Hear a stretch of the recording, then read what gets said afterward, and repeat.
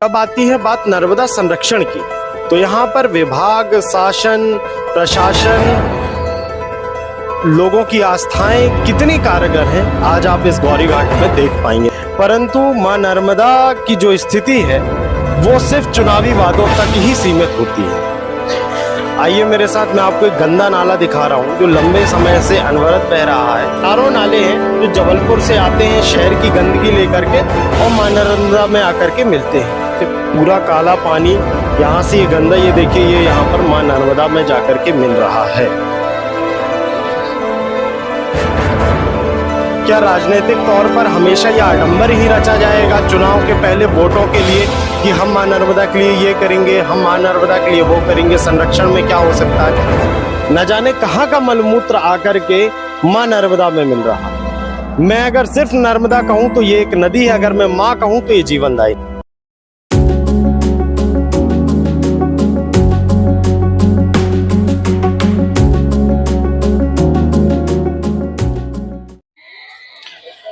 नमस्कार, मैं हूं अतुल चौबे और आप मेरे साथ देख रहे हैं सफ़रनामा। आज के सफ़र में मैं आया हूं जबलपुर के गौरी घाट में। ये घाट वर्षों पुराना है और मां नर्मदा की कृपा से ही जबलपुर शहर का जीवन यापन चल रहा है। ना कि सिर्फ जबलपुर शहर का, अगर कहा जाए तो तीन राज्यों में माता नर्मदा की विशेष कृपा है एवं लगभग 2.25 करोड़ हेक्टेयर जमीन मां नर्मदा से सिंचित होती है। परंतु जब आती है बात नर्मदा संरक्षण की, तो यहाँ पर विभाग, शासन, प्रशासन, लोगों की आस्थाएं कितनी कारगर हैं आज आप इस गौरी घाट में देख पाएंगे मेरे साथ। ये मेरे बाजू में एक स्पॉट है, ये गौरी घाट है, बहुत ही फेमस जगह है जबलपुर की। चारों तरफ पान मसाले से थूका गया है। लगभग जबलपुर और मध्य प्रदेश की राजनीति हमेशा से ही मां नर्मदा पर केंद्रित रही है। यहाँ का चाहे नगर निगम का चुनाव हो, मेयर का इलेक्शन हो या फिर मध्य प्रदेश में विधानसभा चुनाव हो, ऐसा कभी हुआ ही नहीं है आज तक कि मां नर्मदा का जिक्र उन पर ना किया गया हो। सभी लोग मां नर्मदा को लेकर के बड़े बड़े वादे करते हैं, परंतु मां नर्मदा की जो स्थिति है वो सिर्फ चुनावी वादों तक ही सीमित होती है। हर व्यक्ति कहता है, चाहे वो विधानसभा चुनाव के लिए विधायक हो इस क्षेत्र के या प्रदेश का कोई मुखिया का चेहरा हो, चाहे नगर निगम के मेयर हो, पार्षद हो, सभी इस विषय को लेकर के हमेशा आतुर नजर आते हैं कि मां नर्मदा में बहुत ही उच्च स्तर के हम घाट विकसित करेंगे, मां नर्मदा में मिलने वाले गंदे नालों को हम बंद करेंगे, पॉलीथिन बैन करेंगे, प्रदूषण नहीं होगा। मां नर्मदा के संरक्षण के लिए अनेक उपाय वो लोग प्रेस कॉन्फ्रेंस के माध्यम से अपने वचन पत्रों में हमेशा से दिखाते आए हैं। परंतु वास्तविकता में और चुनावी चर्चा पर बस इतना सा ही अंतर है कि वो चर्चा वहीं तक सीमित है। यहाँ जमीनी स्तर पर आज बहुत बड़ी दुर्दशा देखने को मिल रही है। आइए मेरे साथ, मैं आपको एक गंदा नाला दिखा रहा हूँ जो लंबे समय से अनवरत बह रहा है। अभी वो कुछ कम जल उससे निकल रहा है, अन्यथा मैंने उसको इस स्थिति में देखा है कि हजारों लीटर पानी उसमें प्रति सेकंड के हिसाब से मां नर्मदा में गंदा पानी आकर के मिलता है। चारों नाले हैं जो जबलपुर से आते हैं शहर की गंदगी लेकर के और मां नर्मदा में आकर के मिलते हैं। इनके लिए बाकायदा घाटों पर व्यवस्था की गई है, नाली बनाई गई है कि इनको कैसे जाकर के मां नर्मदा में मिलना है। यह आप मेरे साथ देख पाएंगे, पूर्ण रूप से गंदा पानी है। न जाने कहाँ का मलमूत्र आकर के मां नर्मदा में मिल रहा है। मैं अगर सिर्फ नर्मदा कहूं तो ये एक नदी है, अगर मैं माँ कहूं तो ये जीवनदायिनी है। इस जीवनदायिनी माँ को दूषित करने के लिए ये न जाने कहाँ की गंदगी, मलमूत्र भरा जल, यहाँ नाली से प्रॉपर जब घाट बनाया गया है तो इसके लिए नालियों का भी निर्माण किया गया है।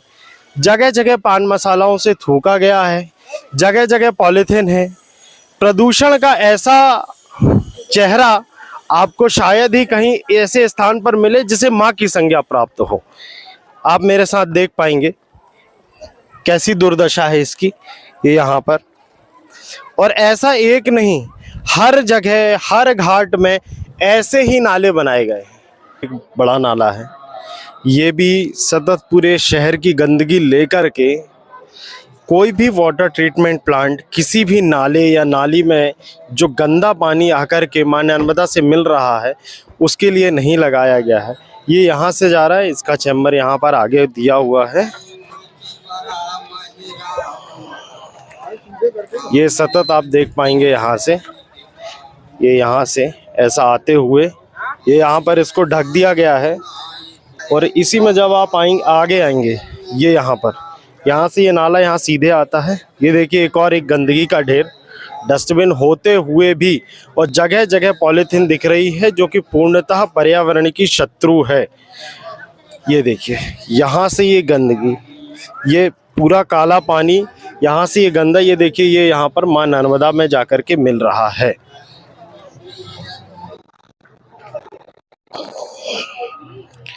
यहाँ पर ये जो स्थिति है इसको देख करके, ये क्या मैंने ही पहली बार देखा, लगभग मैंने एक प्रयास किया है कि पूरी चीज़ें जो मैं कवर कर पा रहा हूँ इस वीडियो में आपको दिखा पाऊँ और उन जिम्मेदार लोगों तक अपनी ये बात मैं पहुँचा पाऊँ। क्या ये आप लोगों ने कभी नहीं देखा है? जो आप लोग इतने बड़े बड़े वादे करते हैं, क्या शासन की योजनाएं सिर्फ कागज़ में या बजट पास करने के लिए बनती हैं जिस पर बड़े बड़े अंकों पर हज़ारों करोड़ रुपए की बात की जाती है? क्या इस पर कभी वाटर ट्रीटमेंट प्लांट नहीं लगेगा? इस पर सफाई की दृष्टि कभी किसी की नहीं पड़ेगी? आखिर कब तक पॉलीथीन बैन नहीं होगी और ऐसे ही घाटों को और मां नर्मदा को दूषित किया जाएगा? अब इसका उपाय क्या हो सकता है? क्या सिर्फ राजनीतिक मंच में इसका उपाय संभव है? क्या राजनीतिक तौर पर हमेशा यह आडंबर ही रचा जाएगा चुनाव के पहले वोटों के लिए कि हम मां नर्मदा के लिए ये करेंगे, हम मां नर्मदा के लिए वो करेंगे? संरक्षण में क्या हो सकता है? मुझे लगता है ये संभव नहीं है। इसमें पहला विषय ये आता है कि व्यक्ति के अपने आचरण में सुधार की आवश्यकता है। अगर मैं आऊँ तो पॉलीथीन का इस्तेमाल ना करूँ। अगर प्रशासन इसमें ये बेहतरीन व्यवस्था कर सकता है कि पॉलीथीन का इस्तेमाल, यहाँ पर जो दौने इस्तेमाल हो रहे हैं शासन की नज़र से वो कागज़ के हैं, पर अगर मैं कहूँ तो वो कागज़ के तो हैं, परंतु कागज़ का जब दौना नर्मदा जल में दीपदान के लिए इस्तेमाल होगा तो वो पूर्ण रूप से गल जाएगा। ये देखिए ये एक दौना पड़ा हुआ है मेरे हाथ में, जब मैं इसको, ये देखिए जब मैं इसको ये फाड़ रहा हूँ तो इसमें से ये पॉलीथीन निकल रही है ये, और किसी भी स्थिति में ये बायोडिग्रेडेबल नहीं है, इको फ्रेंडली नहीं कहा जाता पॉलीथीन को।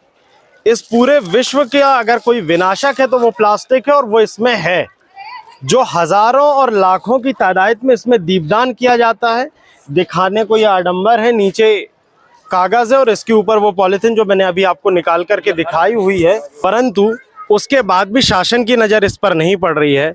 हमारी चैनल की तरफ से हम आग्रह करते हैं कि यहाँ पर दौने प्रतिबंधित किए जाएं।